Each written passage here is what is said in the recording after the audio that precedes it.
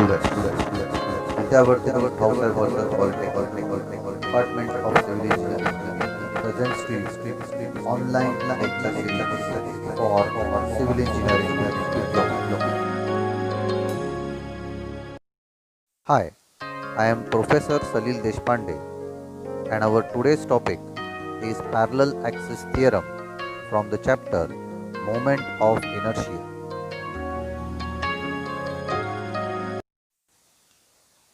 In moment of inertia, we have studied various basic formulas like rectangle, circle, triangle, semicircle, and quarter circle.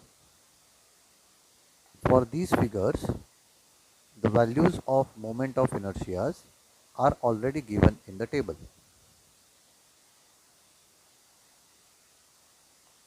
For x-axis, we can use Ixx values given in the table. For y-axis, we can use Iyy values given in the table. So to calculate moment of inertia about centroidal x-axis for rectangle, the formula will be BD cube by 12, and for centroidal y-axis, the formula will be DB cube by 12, and so on for the rest of figures. But what if we have to calculate moment of inertia about any axis other than the centroidal axis? Now for this, we will be using parallel axis theorem. Consider this as a plane lamina. So the formula is IAB is equal to IX plus AD square, where IAB is the moment of inertia about the axis about which we want to calculate the moment of inertia. This formula can also be given in a statement as the moment of inertia of a plane section about any axis parallel to the centroidal axis is equal to the moment of inertia of the section about centroidal axis plus the product of area of the body and the square of distance of its centroid from the axis. Let's understand this. So the moment of inertia of the section about the given axis AB can be calculated as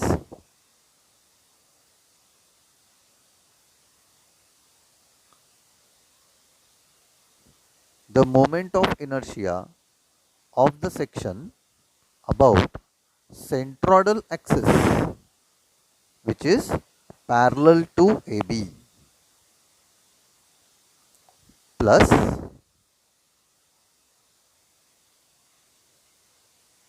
the product of area of the lamina and square of distance between the centroidal axis and the main axis. Let us understand this by using an example.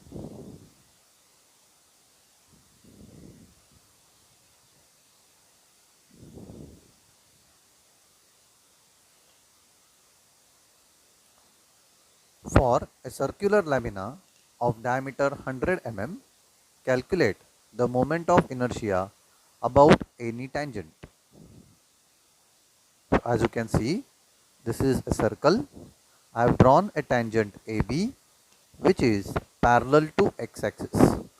Now tangent can be parallel to any axis, but because the moment of inertia of x is available, I have considered the tangent parallel to x-axis. So my formula will be IAB is equal to I about the CG, that is centroidal axis x, plus AH square. Now in this figure, if I substitute the values, of ICG, that is the formula of circle, pi by 64 d raised to 4. Then area into h square. So for this, area of circle is pi into radius square, and the distance between two axes is now 50 mm.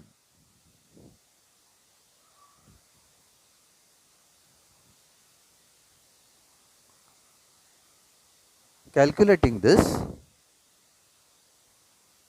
we get this answer on the calculator.